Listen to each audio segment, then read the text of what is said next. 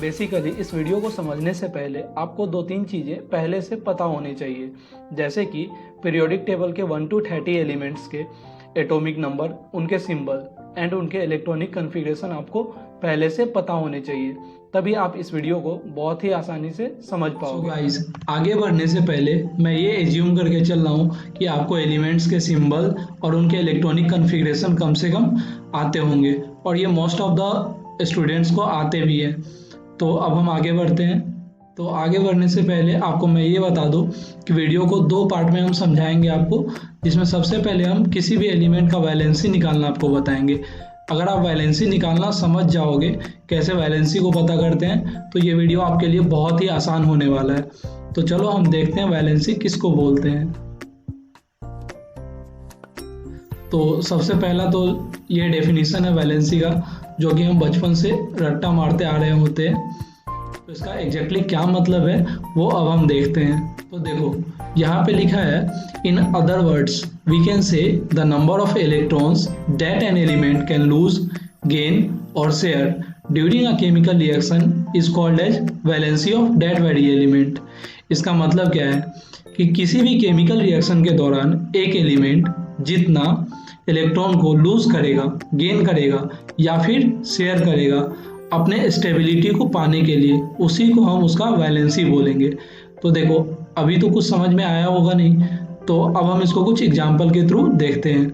Example समझने से पहले हम इसको पीरियोडिक टेबल के थ्रू समझना स्टार्ट करते हैं।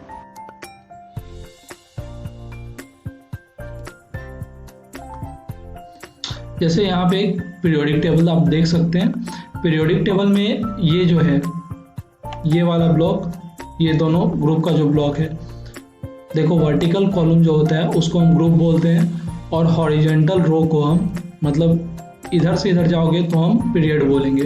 तो टोटल 7 पीरियड होते हैं और 18 ग्रुप्स होते हैं पीरियोडिक टेबल में, ठीक है। तो 18 ग्रुप्स में ये दोनों ग्रुप, स्टार्टिंग के पहले और दूसरे ग्रुप को हम एस ब्लॉक एलिमेंट बोलते हैं, और लास्ट के 6 ग्रुप के एलिमेंट को हम पी ब्लॉक एलिमेंट बोलते हैं, और मिडिल के एलिमेंट को हम डी ब्लॉक एलिमेंट बोलते हैं, जिसमें नीचे वाला ये दोनों जो सीरीज होता है इसको हम एफ ब्लॉक एलिमेंट बोलते हैं। इसमें जानना ये जरूरी है कि एस ब्लॉक और डी ब्लॉक, इस दोनों ही ब्लॉक के एलिमेंट जो होते हैं वो मेटल्स को कंसिस्ट करते हैं।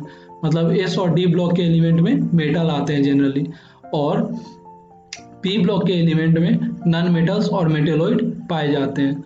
तो देखो, अब ये चीज़ क्यों बताया जा रहा है वो तो हम आगे जाकर हमें पता चलेगा। देखो, ये जो ग्रुप का एलिमेंट है, सबसे पहले ग्रुप का एलिमेंट, ये जो hydrogen, lithium, sodium, potassium, rubidium, caesium, francium को देख रहे हो, तो इनके इलेक्ट्रॉनिक कॉन्फ़िगरेशन कैसे होते हैं वो देखो। इनके इलेक्ट्रॉनिक कॉन्फ़िगरेशन कुछ इस टाइप से होते हैं। हाइड्रोजन का इलेक्ट्रॉनिक कॉन्फ़िगरेशन 1s1 होता है, लिथियम का 1s2, 2s1।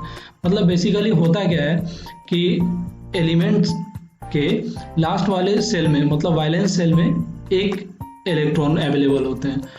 तो एलिमेंट स्टेबिलिटी को गेन करने के लिए एक एलिमेंट को, एक इलेक्ट्रॉन को लूज कर देता है।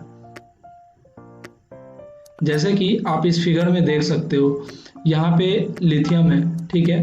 ग्रुप 1 के एलिमेंट में सबसे पहले हम लिथियम को दिखा रहे हैं, हाइड्रोजन यहाँ पे मिसिंग है। तो चलो कोई बात नहीं है, पहले लिथियम को देख लो। लिथियम में आप क्या देख पा रहे हो कि यहाँ पे लास्ट वाला जो सेल है, ये वाला सेल, ये सेल, इस सेल में एक ही इलेक्ट्रॉन अवेलेबल है, एक इलेक्ट्रॉन।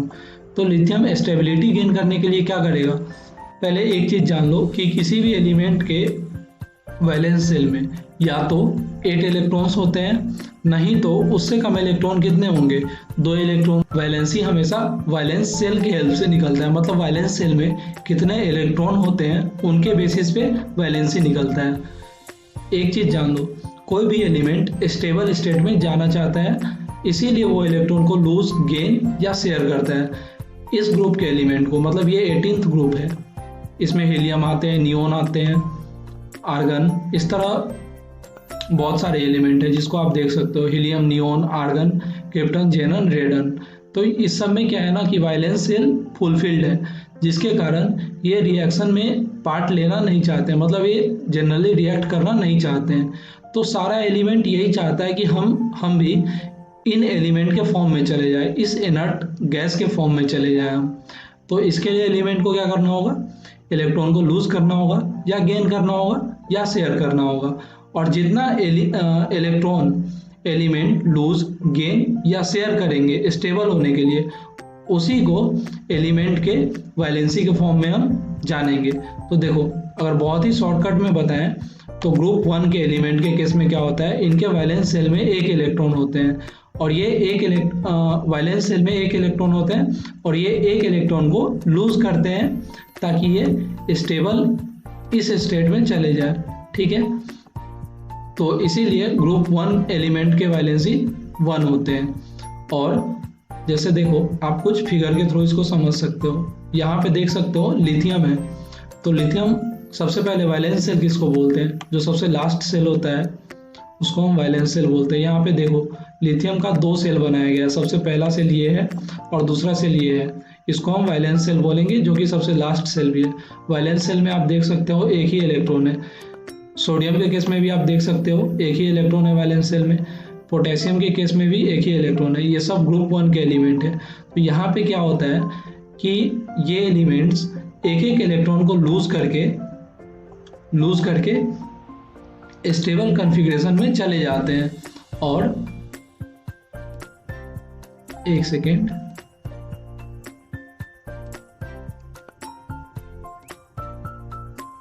देखो इस वाले कॉन्फ़िगरेशन में आ जाते हैं एक एक इलेक्ट्रॉन लूज करके। Li एक इलेक्ट्रॉन लूज करते हैं तो Li प्लस में कन्वर्ट हो जाता है और Na मतलब सोडियम एक इलेक्ट्रॉन को लूज करता है तो Na प्लस में कन्वर्ट हो जाता है। अगर ये चीज़ आपको नहीं समझ में आ रहा है तो इसको हम थोड़ा आगे में एक्सप्लेन करेंगे, ये प्लस चार्ज क्यों आता है ऊपर में। ठीक है, तो बेसिकली आप ये जान जाओ कि स्टेबिलिटी गेन करने के लिए इलेक्ट्रॉन को लूज गेन या शेयर किया जाता है और जितना इलेक्ट्रॉन को लूज गेन या शेयर किया जाता है उसी को हम वैलेंसी बोलते हैं। तो चलो वापस से हम अपने इनिशियल वीडियो पे आते हैं। यहाँ पे देखो, तो ग्रुप 1 के केस में क्या होता है, एक इलेक्ट्रॉन को लूज करता है, इसीलिए उसका वैलेंसी 1 होता है। ग्रुप 2 के केस में क्या होता है कि वैलेंस सेल में दो इलेक्ट्रॉन होते हैं, तो ये 2 इलेक्ट्रॉन को लूज करना चाहता है।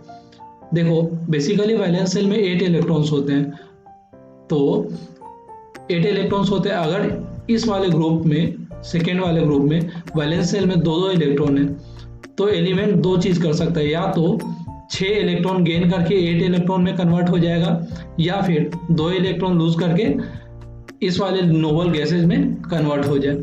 तो बेसिकली एलिमेंट्स के लिए आसान क्या होगा ना कि वो 2 इलेक्ट्रॉन को लूज कर दे, इसके अलावा कि वो 6 इलेक्ट्रॉन को गेन करे। ठीक है, इसीलिए ग्रुप 2 के एलिमेंट का वैलेंसी 2 होगा। अब हम सीधे ग्रुप 13 पे आते हैं। ये देखो, ये जो ग्रुप है इसको हम ग्रुप 13 बोलते हैं। तो अब आप सोच रहे हो कि इस बीच के एलिमेंट का आपने डिस्क्रिप्शन क्यों नहीं दिया। तो देखो, ये जो ग्रुप 3 से लेके 12 तक का जो है, यहाँ पे 10 ग्रुप आता है जो कि डी ब्लॉक में आता है।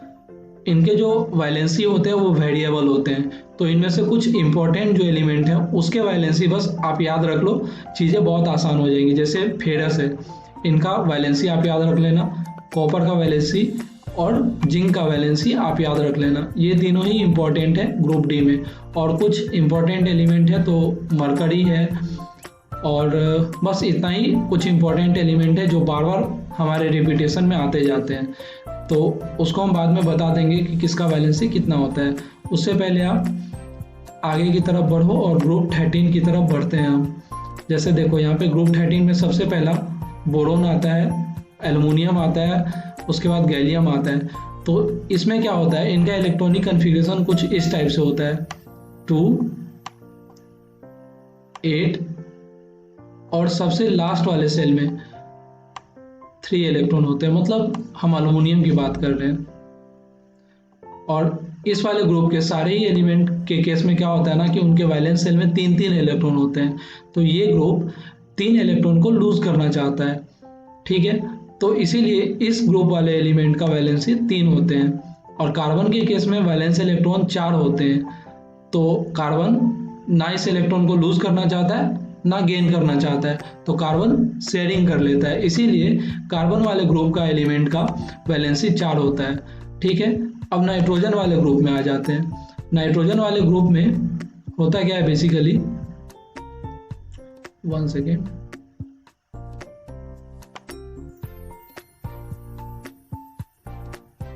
हाँ, तो नाइट्रोजन वाले ग्रुप में बेसिकली होता क्या है कि लास्ट सेल में 5 इलेक्ट्रॉन पाए जाते हैं। तो यहाँ पे देखो 5 इलेक्ट्रॉन पाए जाते हैं, तो वैलेंस सेल में मैक्सिमम 8 इलेक्ट्रॉन्स हो सकते हैं। तो नाइट्रोजन 2 चीज़ें कर सकता है, या तो 5 इलेक्ट्रॉन को वो लूज करके पीछे वाले इनर्ट गैस के कॉन्फ़िगरेशन में चले जाए, या फिर 3 इलेक्ट्रॉन गेन करके 8 वाले कॉन्फ़िगरेशन में चला जाए। तो यहाँ पे 3 इलेक्ट्रॉन गेन करना आसान होगा इंस्टेड ऑफ 5 इलेक्ट्रॉन को लूज करना। इसीलिए नाइट्रोजन वाले ग्रुप का जितना भी एलिमेंट है उसके वैलेंसी को हम 3 मानते हैं। On the same version oxygen वाले ग्रुप में होता क्या है कि लास्ट वाले सेल में 2 इलेक्ट्रॉन अवेलेबल होते हैं, 6 इलेक्ट्रॉन अवेलेबल होते हैं। तो मतलब जैसे कि आप ऑक्सीजन का ही इलेक्ट्रॉनिक कॉन्फ़िगरेशन ले लो, तो 2,6, ठीक है, ऐसे कुछ होता है। तो यहाँ पे क्या हो सकता है, या तो ये 6 इलेक्ट्रॉन को लूज कर दे या फिर 2 इलेक्ट्रॉन को गेन कर ले। तो क्योंकि 6 इलेक्ट्रॉन को लूज करना मुश्किल होगा, ज़्यादा एनर्जी उसमें लगेगी, इसीलिए यहाँ पे ऑक्सीजन 2 इलेक्ट्रॉन को गेन करना चाहेगा। उसी तरह सल्फर के केस में कुछ कॉन्फ़िगरेशन 2, 8, 6 के फॉर्म में होता है। तो यहाँ पे भी क्या होता है कि सल्फर 2 इलेक्ट्रॉन को गेन करना चाहते हैं, ठीक है, इसीलिए सल्फर का वैलेंसी 2 होता है। ठीक है, मतलब बेसिकली ये बात है कि ऑक्सीजन वाले ग्रुप का एलिमेंट के वैलेंसी 2 होते हैं। और उसके बाद लास्ट में आते हैं हम हेलोजन फैमिली के बारे में पढ़ते हैं। ये जो फ्लोरीन वाला फैमिली है इसको हेलोजन फैमिली हम बोलते हैं। इसमें क्या होता है, इनके वैलेंस सेल में 7 इलेक्ट्रॉन प्रेजेंट होते हैं। तो ये क्या करता है, एक इलेक्ट्रॉन को गेन करके स्टेबिलिटी की तरफ बढ़ता है। तो इसीलिए इस ग्रुप का एलिमेंट का वैलेंसी 1 होता है।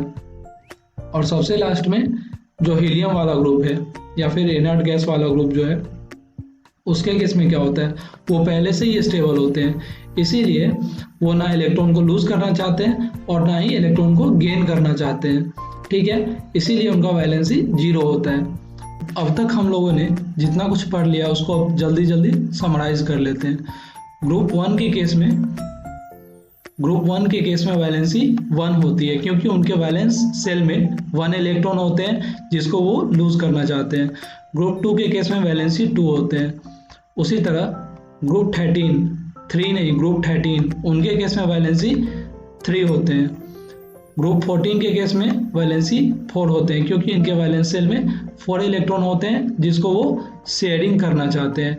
ग्रुप 15 के केस में वैलेंस इलेक्ट्रॉन 5 होते हैं और इनका वैलेंसी 8 - 5 3 के इक्वल होता है। ठीक है, उसी तरह ग्रुप 16 के केस में वैलेंसी 8 - 6 2 के बराबर होता है। ठीक है, और ग्रुप 17 के केस में वैलेंसी 8 - 7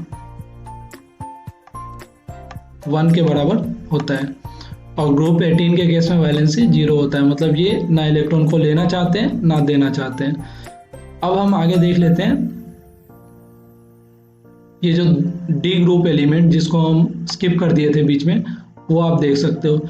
यहाँ पे कुछ नहीं, सारे ही डी ब्लॉक एलिमेंट जो कि 4th पीरियड में आते हैं उनका वैलेंसी दिया गया है। यहाँ पे देख सकते हो स्कैंडियम का वैलेंसी 3 होता है, टाइटेनियम का 4 होता है, वेनेडियम का 4 वैलेंसी होते हैं अलग अलग। इसीलिए मैंने वहाँ पे वैलेंसी में नहीं बताया था, क्योंकि इसमें मतलब ग्रुप डी एलिमेंट के केस में ये होते हैं कि उनका जो ऑर्बिटल होता है, डी ऑर्बिटल, वो फुलफिल नहीं होते, मतलब वो खाली होते हैं, जिसकी वजह से उनके वैलेंसी वेरिएबल होते हैं। तो देखो ग्रुप डी में आपको 2-3 ही एलिमेंट है जिनके वैलेंसी याद रखने मतलब बहुत ही इंपॉर्टेंट है, जो कि बार बार रिपीट कर जाते हैं। जैसे आयरन है, इसका वैलेंसी 2 3 हो जाता है। कॉपर है, कभी उसका वैलेंसी 1 रहता है, कभी 2 हो जाता है। जिंक के केस में वैलेंसी ओनली 2 होता है। तो ये 3 आप याद रख लो, बहुत काफ़ी है, मतलब ग्रुप डी के केस में हम। अब चलो, अब हम पढ़ते हैं आयन के बारे में। आयन किसको बोलते हैं?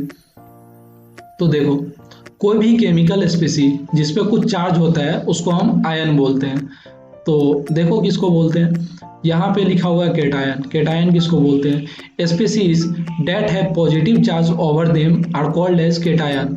जैसे कि आपने देखा होगा Na+, Ca2+, इट्सेट्रा, मतलब कि बहुत सारा, जैसे कि Mg2+।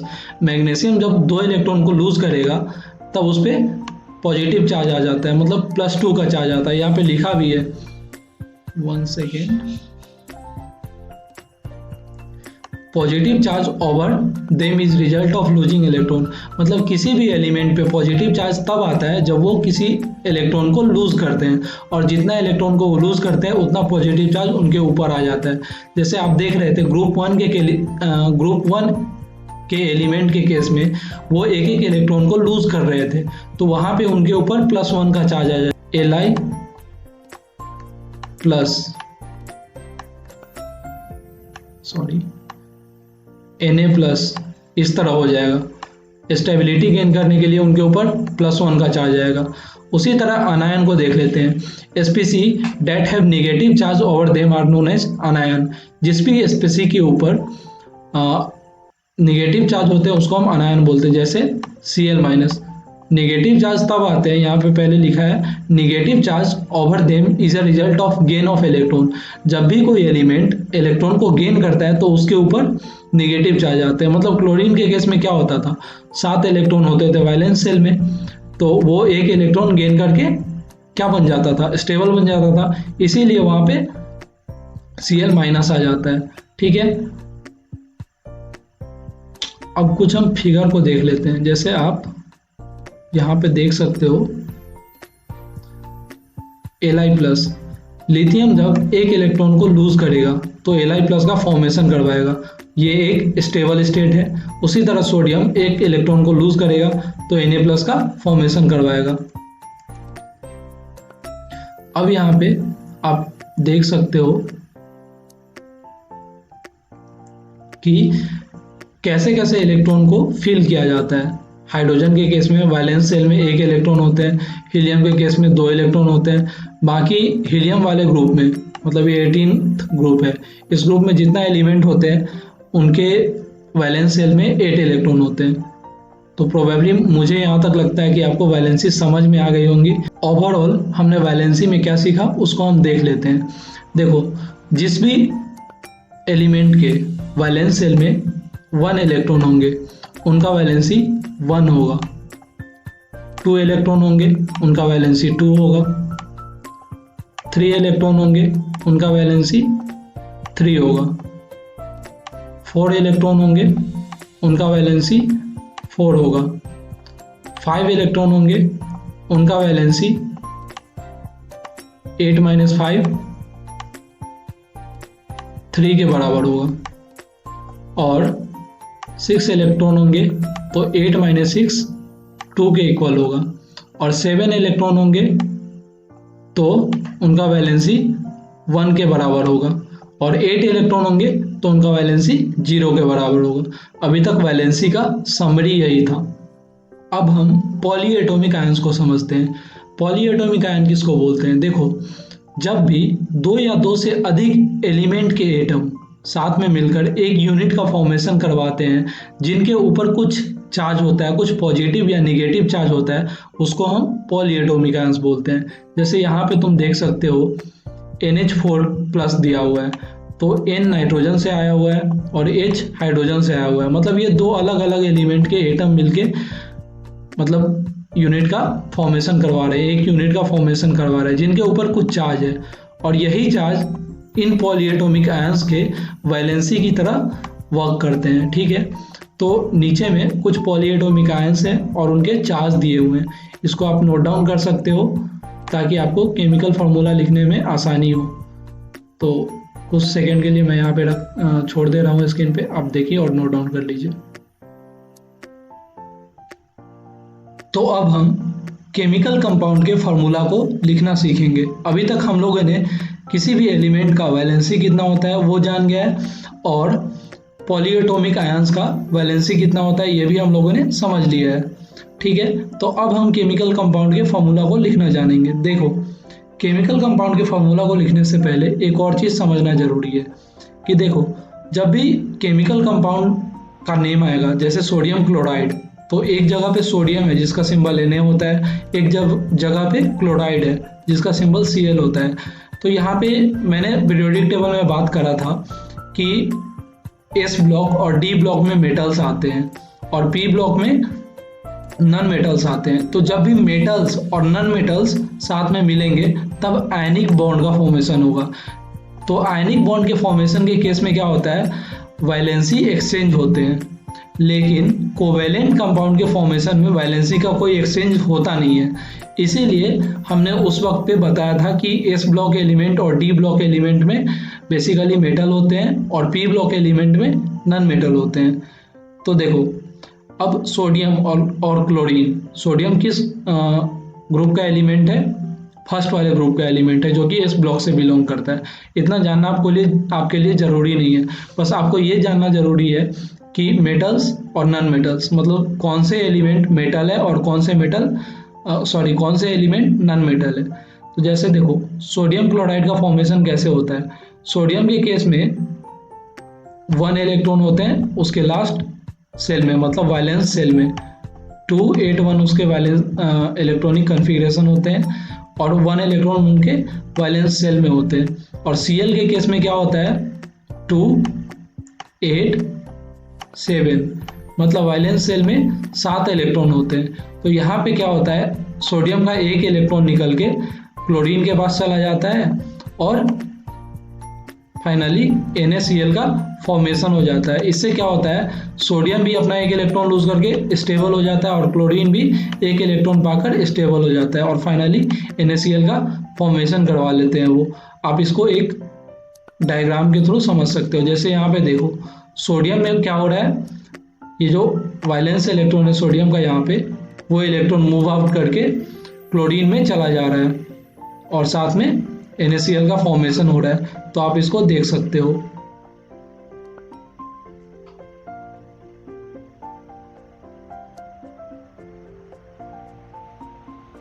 अब इसके बाद मैंने बताया था कि वैलेंसी एक्सचेंज मेथड से आयनिक कंपाउंड के फॉर्मूला को लिखेंगे हम। तो देखियो, मैग्नीशियम क्लोराइड का फॉर्मूला अब हम लिखना जानेंगे। देखो, मैग्नीशियम का वैलेंसी कितना होता है, 2 होता है और क्लोरीन का वैलेंसी 1 होता है।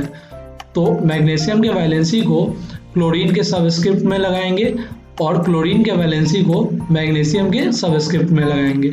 ठीक है, तो ये फार्मूला कुछ जाके ऐसे बन जाएगा, Mg, और सबस्क्रिप्ट में 1 आएगा तो 1 को तो हम इग्नोर मार के छोड़ सकते हैं क्योंकि 1 तो पहले से भी है, और Cl और सबस्क्रिप्ट में 2 आ जाएगा। तो MgCl2 हो जाएगा मैग्नीशियम क्लोराइड का फार्मूला। उसी तरह सोडियम नाइट्रेट है।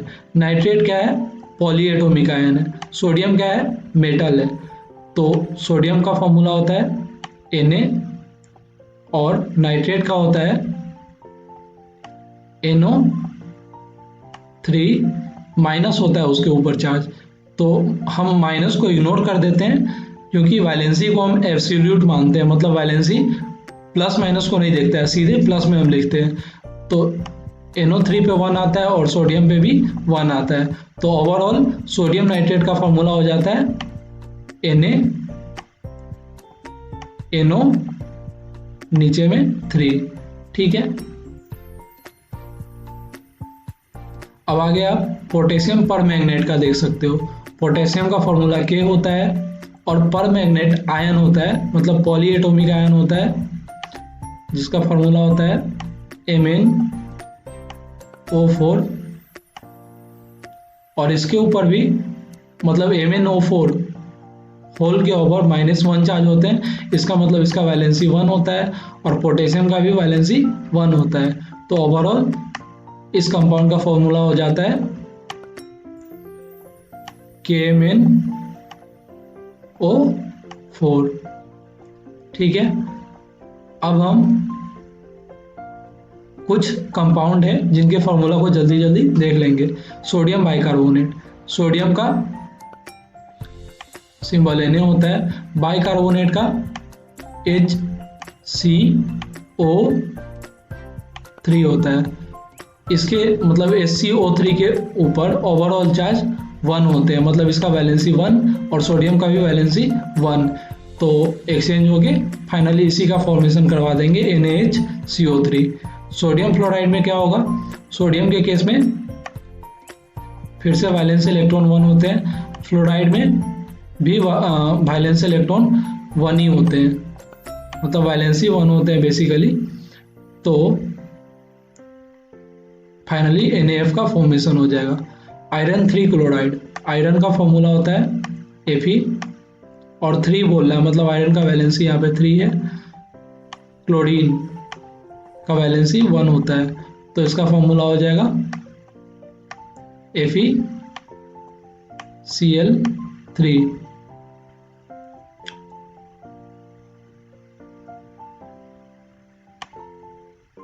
आगे हम सोडियम कार्बोनेट को देख रहे हैं। सोडियम का होता है सिंबल Na और वैलेंसी 1 होता है, और कार्बोनेट को CO3 से डिनोट करते हैं और इसके ऊपर -2 चार्ज होता है, तो वैलेंसी 2 हो जाएगा। तो ओवरऑल फार्मूला क्या हो जाएगा, Na2, ये 2 Na के सबस्क्रिप्ट में आ गया और 1 CO3 के सबस्क्रिप्ट में चला गया, Na2CO3 ओवरऑल फार्मूला हो गया। ठीक है, अब उसके आगे है कॉपर 2 सल्फेट। तो कॉपर का वैलेंसी यहाँ पे 2 दे रखा है, तो कॉपर ऊपर में 2 लिख दो, सल्फेट SO4 होता है और SO4 पे ओवरऑल चार्ज होता है 2-, मतलब इसका भी वैलेंसी 2 होगा। तो नीचे जब एक्सचेंज हो जाएगा तो कुछ कैसे आ जाएगा, ये Cu2SO4 होल ट्वाइस, लेकिन दोनों ही जगह पे 2-2 है तो हम उसको इग्नोर कर देंगे और फाइनली लिख देंगे CuSO4। यही है कॉपर सल्फेट का फार्मूला। उसी तरह मैग्नीशियम हाइड्रोक्साइड, तो मैग्नीशियम का वैलेंसी कितना होता है, 2 होता है, और हाइड्रोक्साइड के ऊपर 1 चार्ज होता है, मतलब हाइड्रोक्साइड का वैलेंसी 1 होता है, तो इसका ओवरऑल फार्मूला हो जाएगा MgOH होल ट्वाइस। ठीक है, अब हम इसको रब कर लेते हैं। इसके बाद बैरियम नाइट्रेट है, तो बैरियम का वैलेंसी कितना होता है, 2 होता है, और सिंबल क्या होता है Ba, nitrate NO3, overall charge -1, मतलब वैलेंसी 1 हो जाएगा। तो इसका फॉर्मूला क्या हो जाएगा, BaNO3 होल ट्वाइस। ठीक है, आप इसको यहाँ पे देख सकते हो, BaNO3 होल ट्वाइस। उसी तरह लिथियम सल्फेट है, तो लिथियम का वैलेंसी 1 होता है और सल्फेट के ऊपर 2 चार्ज होता है, तो Li2SO4 हो जाएगा फार्मूला, यहाँ पे आप देख सकते हो। उसी तरह आगे में मैग्नीशियम क्लोराइड है, तो मैग्नीशियम का वैलेंसी 2 होता है, क्लोरीन का 1 होता है, तो फार्मूला MgCl2 हो जाएगा। सिल्वर नाइट्रेट में सिल्वर का वैलेंसी 1 होता है और नाइट्रेट का भी वैलेंसी 1 होता है, तो ओवरऑल फार्मूला AgNO3 हो जाएगा। उसी तरह एल्युमिनियम सल्फेट में एल्युमिनियम का वैलेंसी 3 होता है और सल्फेट, एक बार आप इसको देख लो, एल्युमिनियम को Al से डिनोट करते हैं और सल्फेट को SO4 से डिनोट करते हैं। ठीक है, इसका वैलेंसी 3 होता है और सल्फेट के ऊपर 2 चार्ज होता है, तो फाइनली जब ये एक्सचेंज हो जाता है तो यहाँ पे Al2 हो जाता है और SO4 पे होल थ्राइस आ जाता है, कुछ इस तरह से।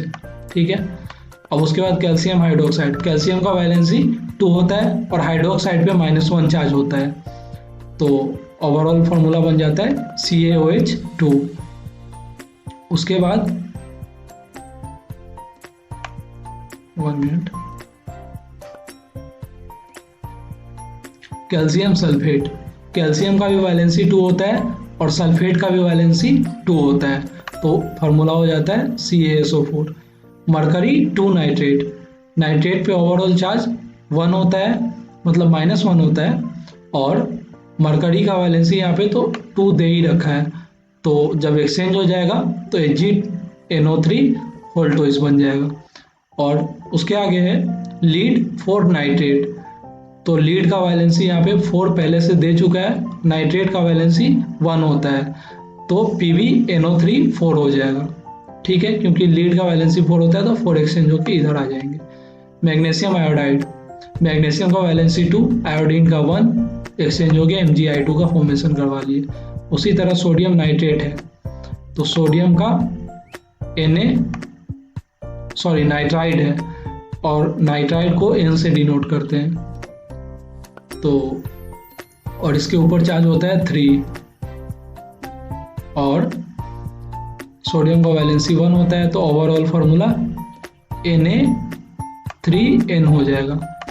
वैसे हम नाइट्राइड के केस को दोबारा से डिस्कस करेंगे। तो अब हम बेसिकली कोवेलेंट कंपाउंड के नेमिंग को जानेंगे। तो कोवेलेंट कंपाउंड किसको बोलते हैं? जिस कंपाउंड में दोनों ही नॉन मेटल होते हैं, मतलब जिस कंपाउंड के फॉर्मूला में दोनों ही नॉन मेटल होते हैं उसको हम कोवेलेंट कंपाउंड बोलते हैं। बेसिकली अभी के लिए समझ लो, ठीक है। जैसे कि यहाँ पे आप देख सकते हो कार्बन मोनोऑक्साइड, मतलब कार्बन है और ऑक्सीजन है, तो दोनों ही क्या है, नॉन मेटल्स है, तो ये कोवेलेंट कंपाउंड का फॉर्मेशन करवाएंगे। देखो इसमें basically valency exchange method covalent compound में नहीं होता है, यहाँ पे चीज़ें वर्क करती है सफिक्स पे। सफिक्स मतलब जो कि वर्ड के लास्ट में आके लग जाता है। जैसे कि कार्बन, कार्बन के बाद मोनोऑक्साइड है, मोनो मतलब एक, ऑक्साइड मतलब ऑक्सीजन, तो यहाँ पे कार्बन मोनोऑक्साइड का फॉर्मूला आप देख सकते हो CO। उसी तरह कार्बन डाइऑक्साइड है, कार्बन को हम C से डिनोट करते हैं, और डाइऑक्साइड मतलब 2 ऑक्सीजन, तो कार्बन डाइऑक्साइड का फॉर्मूला CO2 हो गया। उसी तरह सल्फर डाइऑक्साइड है, सल्फर का सिंबल क्या होता है, S होता है, और ट्राइऑक्साइड है इसलिए O3 हो गया, ठीक है। उसी तरह यहाँ पे कार्बन टेट्राक्लोराइड है, तो कार्बन को C से डिनोट करते हैं, टेट्रा मतलब 4, टेट्रा 4 को डिनोट करता है, तो कार्बन टेट्राक्लोराइड का फॉर्मूला CCl4 हो गया। उसी तरह पेंटा 5 को डिनोट करता है, जैसे फॉस्फोरस पेंटा ऑक्साइड, इसको हम डिनोट करते हैं P2O5 से। यहाँ पे आप एक चीज़ देख रहे होगे, P2O5 हो गया, मतलब कि फॉस्फोरस के साथ 2 आके लग गया है, पहले कभी 2 लग नहीं रहा था। तो बेसिकली बात ये होता है कि कुछ कोवेलेंट कंपाउंड डायमर के फॉर्म में एग्जिस्ट करते हैं। डायमर क्या होता है, मतलब कि 2 यूनिट के फॉर्म में एग्जिस्ट करते हैं, जैसे हाइड्रोजन, ऑक्सीजन, नाइट्रोजन, ये सब जो कोवेलेंट कंपाउंड है ये सब डायमर के फॉर्म में एग्जिस्ट करना चाहते हैं।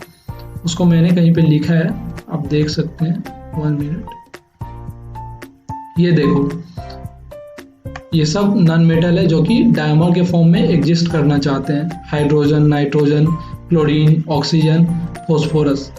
इसीलिए इसका केमिकल फार्मूला P2O5 हो गया, क्योंकि फॉस्फोरस डायमर के फॉर्म में एग्जिस्ट करता है। अब उसी तरह किसी भी कंपाउंड में हेप्टा आ जाता है तो आप समझ जाना वहाँ पे 7 यूनिट है, ऑक्टा आता है तो 8 यूनिट है, नोना आता है तो 9 यूनिट है। इस तरह हम कोवेलेंट कंपाउंड के नेमिंग को कर सकते हैं। इसके बाद हम कुछ स्पेशल केसेस देखेंगे।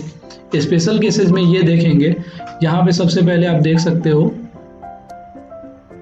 1 मिनट, सल्फेट है, तो जब भी 8 आता है लास्ट में, 8, तब वहाँ पे 4 ऑक्सीजन होते हैं, मतलब कि मैक्सिमम नंबर ऑफ ऑक्सीजन होंगे तब वहाँ पे 8 आएगा, उससे 1 कम होगा तो 8 आएगा, जैसे यहाँ पे 8 आप देख सकते हो, और उससे कम होंगे मतलब नहीं होंगे तब आइड आता है, ठीक है। जैसे कि पोटेशियम सल्फेट लिखा है, तो सल्फेट में 4 ऑक्सीजन होते हैं, टोटल चार्ज उनके ऊपर -2 होता है। तो पोटेशियम सल्फेट का फॉर्मूला क्या हो सकता है? पोटेशियम का सिंबल K होता है और सल्फेट का फॉर्मूला SO4, ऊपर में चार्ज 2-, तो इसका मतलब इसका वैलेंसी 2 होगा, तो यहाँ पे आ जाएगा K2SO4 और पोटेशियम का चार्ज 1 है, इसीलिए यहाँ पे कोई चेंज नहीं होगा। तो पोटेशियम सल्फेट का ये फॉर्मूला हो गया। उसी तरह यहाँ पे पोटेशियम सल्फाइड है। सल्फाइड में क्या देख रहे हो? 3 ही ऑक्सीजन है। सल्फेट में 4 ऑक्सीजन था, सल्फाइड में 3 ही ऑक्सीजन है और चार्ज ऊपर सेम ही है। तो फॉर्मूला में क्या चेंज होगा? बस लास्ट वाला यूनिट चेंज हो जाएगा। K2 तो रहेगा ही, बस यहाँ पे SO3 हो जाएगा।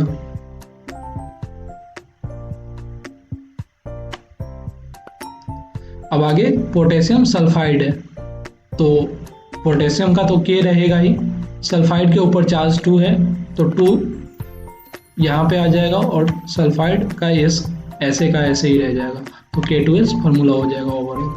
उसी तरह फॉस्फेट को आप देख सकते हो, 8 के केस में 4 ऑक्सीजन है, आइड के केस में 3 ऑक्सीजन है और आइड के केस में कोई भी ऑक्सीजन नहीं है। ठीक है, तो पोटेशियम फॉस्फेट है। पोटेशियम को K से डिनोट करते हैं, वैलेंसी 1 होता है। फॉस्फेट PO4 चार्ज होता है 3, तो इसका ये जो चार्ज 3 होगा वो यहाँ पे आके 3 हो जाएगा और K3PO4 ओवरऑल फार्मूला हो जाएगा। उसी तरह पोटेशियम फॉस्फाइड है। पोटेशियम को K से डिनोट करेंगे, फॉस्फाइड को PO3 से करेंगे, PO3। फॉस्फेट को हम PO4 से करते थे और यहाँ PO3 पे ओवरऑल चार्ज 3 है, इसीलिए यहाँ पे 3 हो जाएगा। K3PO3 पोटेशियम फॉस्फाइड का फॉर्मूला हो जाएगा। अब फॉस्फाइड में क्या हो जाएगा? कुछ नहीं, K3P हो जाएगा पोटेशियम फॉस्फाइड का फॉर्मूला। ठीक है, और अब क्लोरेट को देख लेते हैं। क्लोरेट के केस में 3 ऑक्सीजन होता है, चार्ज -1। आइड के केस में 2 ऑक्सीजन, चार्ज -1। आइड के केस में कोई भी ऑक्सीजन नहीं, चार्ज -1 ही होता है। पोटेशियम क्लोरेट है तो KClO3 पे भी -1 ही चार्ज है, मतलब वैलेंसी 1 ही के बराबर है, तो ओवरऑल फार्मूला KClO3 हो जाएगा। उसके बाद क्लोराइड है, तो चार्ज तो 1 ही है, तो कोई तो चेंज होगा नहीं, बस ऑक्सीजन का यूनिट चेंज हो जाएगा, KClO2 हो जाएगा इस ओवरऑल फार्मूला। उसी तरह पोटेशियम क्लोराइड है तो KCl ओवरऑल फार्मूला हो जाएगा। इसके बाद हम नाइट्राइड और नाइट्राइड का केस देखेंगे। नाइट्रेट के केस में यहाँ देखो, जब भी 8 आ रहा है तो ऑक्सीजन का ज़्यादा यूनिट हो रहा है, 8 आ रहा है तो उससे 1 कम यूनिट हो रहा है, और 8 आ रहा है तो कोई भी यूनिट नहीं रह रहा है ऑक्सीजन का। तो देखो पोटेशियम नाइट्रेट है, पोटेशियम का सिंबल K होता है और नाइट्रेट NO3, दोनों पे चार्ज 1 है तो कोई चेंजेस नहीं होगा, KNO3 ही रह जाएगा। उसी तरह पोटेशियम नाइट्राइट है तो KNO2 होगा। ठीक है, दोनों के ऊपर चार्ज 1 है, मतलब वैलेंसी 1 है, तो कोई चेंज नहीं होगा। ठीक है, उसी तरह पोटेशियम नाइट्राइड है तो पोटेशियम के नाइट्राइड के ऊपर चार्ज 3 है, तो यहाँ पे N लिख लो, यहाँ पे ऊपर में चार्ज 3 होगा तो ये 3 यहाँ पे आ जाएगा, और इसके ऊपर 1 है तो ये तो ऐसे का ऐसे ही रह जाएगा, तो K3N फॉर्मूला हो जाएगा। उसी तरह जिस भी कंपाउंड के लास्ट में इक और OUS रहता है उसको हम समझ लेते हैं। जैसे देखो फेरिक क्लोराइड है, तो जब भी IC होगा तो उसका वैलेंसी ज़्यादा होगा, मतलब फेरिक के केस में वैलेंसी 3 होता है और फेरस के केस में वैलेंसी 2 होता है, तो FeCl। फेरस का वैलेंसी मतलब फेरिक का वैलेंसी 3 होगा और क्लोराइड का तो 1 ही होता है, तो ओवरऑल फार्मूला क्या हो जाएगा? FeCl3। उसी तरह फेरस क्लोराइड के केस में क्या होगा? फेरस मतलब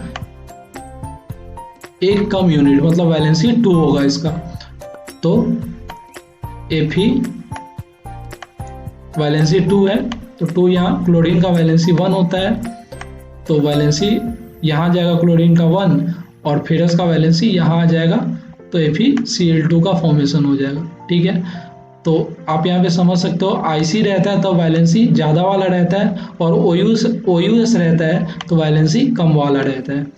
उसके बाद क्यूप्रिक है, क्यूप्रस है। तो कॉपर का दो वैलेंसी होता है, +2 और +1।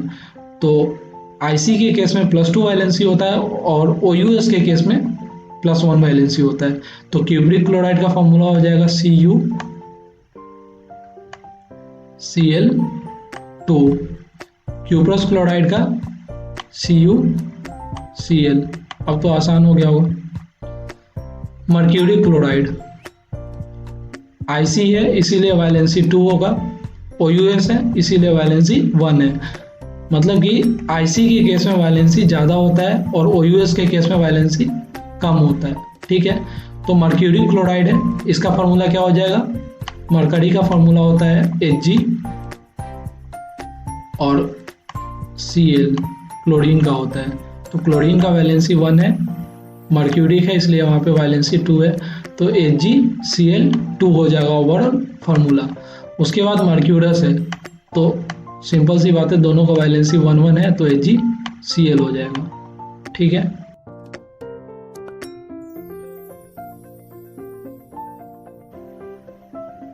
तो अब कुछ कंपाउंड है जिसका आप फार्मूला देख सकते हो।